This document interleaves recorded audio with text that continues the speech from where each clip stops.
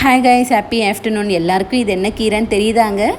முடக்கத்தான் கீரை தாங்க. இது ரொம்ப உடம்புக்கு நல்லதுங்க. இதில் விட்டமின்ஸ் நிறைய இருக்குது. தோல் நோய்க்கெலாம் ரொம்ப சிறந்தது. இதை நம்ம தொடர்ந்து சாப்பிட்டு வரும்போது நம்மளோட உடம்புல இருக்க வாதத்தன்மையை கட்டுக்குள்ளே கொண்டு வந்து மூட்டு வலியெல்லாம் ரொம்ப ரிலீஃபாக இருக்குதுன்னு சொல்லுவாங்க. இது மாதிரி அரைச்சி கூட ஏதோ பத்தெல்லாம் முட்டி வலிக்கு போடுவாங்கன்னு சொல்லுவாங்க. இன்றைக்கி வந்து நம்ம இதில் என்ன பார்க்க போகிறோம்னா முடக்கத்தான் கீரை குழம்பு தான் பார்க்க போகிறோம். நிறைய கிராமத்தில் முள் மரத்துலலாம் தொங்கின்னு இருக்கோங்க. யாரெல்லாம் இப்போ செய்கிறாங்கன்னு தெரியல, ஆனால் அவ்வளோ உடம்புக்கு நல்லது. இந்த வீடியோ பார்த்துட்டாவது நல்லா கண்டிப்பாக செய்யுங்க. 10 days ஒன்ஸ் செய்யுங்க, கண்டிப்பாக ரொம்ப நல்லது. அதுக்கு தேவையான இன்க்ரீடியன்ஸ் வந்து துவரம்பருப்பு, சுக்கு 2 துண்டு, மிளகு, பூண்டு, முடக்கத்தான் கீரை தாங்க. நான் 1 மணி நேரம் 1.5 மணி நேரத்துக்கு முன்னாடியே துவரம்பருப்பு ஊற வச்சுட்டேன். அதை எடுத்து மிக்ஸி ஜாரில் ஆட் பண்ணி 2 துண்டு இஞ்சும் ஒரு 10 மிளகும் ஆட் பண்ணிக்கோங்க. ஆட் பண்ணிவிட்டு நல்லா ஃபஸ்ட்டு நைஸாக அரைச்சிக்கோங்க. அரைச்சதுக்கப்புறமா நம்ம அலசி வச்சுருக்க முடக்கத்தான் கீரையை ஆட் பண்ணிக்கோங்க.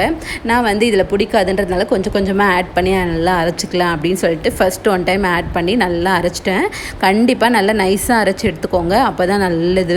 அது இல்லாமல் இது வந்து 5 வயசு கீழே இருக்க குழந்தைக்கு அவாய்ட் பண்ணிவிடுங்க. ஏன்னா சீக்கிரம் ஜீரணம் ஆகாதுன்னு சொல்கிறாங்க. ஸோ அதனால் அவாய்ட் பண்ணிவிடுங்க. 5 இயர்ஸ்க்கு மேலே ஆகட்டும், அப்போ கொடுத்துக்கலாம்.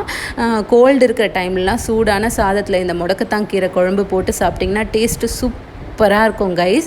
இப்போ வந்து இதுக்கு ஒரு எலுமிச்சை பழம் அளவுக்கு புளி ஊற வச்சுக்கோங்க. நம்ம உரிச்சு வச்சு இந்த பூண்டை நல்லா பஞ்சு போல் நெசுக்கிடுங்க. நல்லா நெசுக்கி வச்சுருங்க.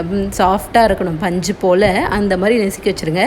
இப்போ நம்ம அரைச்சதை எடுத்து ஒரு பாத்திரத்தில் மாற்றிடுங்க. கீரை சுக்குலாம் அரைச்சோம்ல, அதை மாற்றிட்டு ஒரு 1/4 ஸ்பூன் அளவுக்கு மஞ்சத்தூளும் 1 ஸ்பூன் அளவுக்கு மிளகாத்தூளும் ஆட் பண்ணிக்கோங்க. ஏன்னா நம்ம ஆல்ரெடி சுக்கும் மிளகும் போட்டிருக்கோம், அது ரெண்டுமே காரத்தன்மை கொண்டது. ஸோ அதனால் மிளகாத்தூள் சும்மா கொஞ்சமாக ஆட் பண்ணிக்கோங்க. நிறைய போட்டுறாதீங்க, ரொம்ப காரமாக இருக்கும். இப்போ தேவையான அளவுக்கு சால்ட்டும் ஆட் பண்ணிவிடுங்க.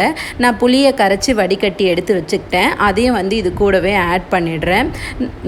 ஆட் பண்ணிவிட்டு இதில் இன்னும் கொஞ்சம் தேவையான அளவுக்கு தண்ணி ஊற்றிக்கோங்க. நம்ம அரைச்சி ஊற்றுனதோடு இருக்குல்ல, தண்ணியே ஆட் பண்ணல. நல்லா தண்ணியாக இருக்கிற அளவுக்கு எவ்வளோ தண்ணி தேவைப்படுதோ அவ்வளோ தண்ணி ஆட் பண்ணிக்கோங்க. நான் தேவையான அளவுக்கு தண்ணி ஆட் பண்ணிவிட்டுங்க. ஆட் பண்ணிவிட்டு இப்போ இந்த பருப்போட பச்சை வாசனை, அந்த பசுப்பு தன்மைலாம் போகணும். கீரையும் நல்லா வேகணும். ஸோ அதனால் என்ன பண்ணுங்கள், நல்லா மிக்ஸ் பண்ணி விட்டுருங்க. விட்டுட்டு அது நல்லா வேகட்டும். கொதித்து நல்லா வெந்து கலரே சேஞ்ச் ஆகிடும். இப்போ பாருங்கள், நல்லா ஓரளவுக்கு வெந்து வந்துடுச்சு. நல்லா அந்த பசுப்பு வாசனை இல்லை. இந்த ஸ்டேஜில் நம்ம பஞ்சு போல் நெசுக்கி வச்சுருக்கோம்ல, அந்த பூண்டை எடுத்து ஆட் பண்ணிவிடுங்க. ஆட் பண்ணிவிட்டு அப்படியே அந்த கேஸை ஆஃப் பண்ணிவிடுங்க. இந்த சூட்லேயே வந்து அந்த பூண்டு நல்லா சாஃப்டாக வெந்துடும். பூண்டை போட்டு ரொம்ப கொதிக்க விடக்கூடாது, ஏன்னா கசப்பு தன்மை ரொம்ப அதிகமாகிடும்.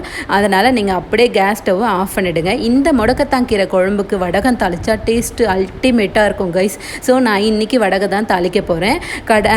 தாளிக்கிற கரண்டி வச்சுட்டு எண்ணெய் ஊற்றி தூள் பண்ணி வடகத்தை போட்டுட்டு இந்த மாதிரி நல்லா வாசனை வந்ததுக்கப்புறமா அதை எடுத்து இந்த குழம்புல முடக்கத்தான் கீரை குழம்புல ஆட் பண்ணிட போகிறேன்.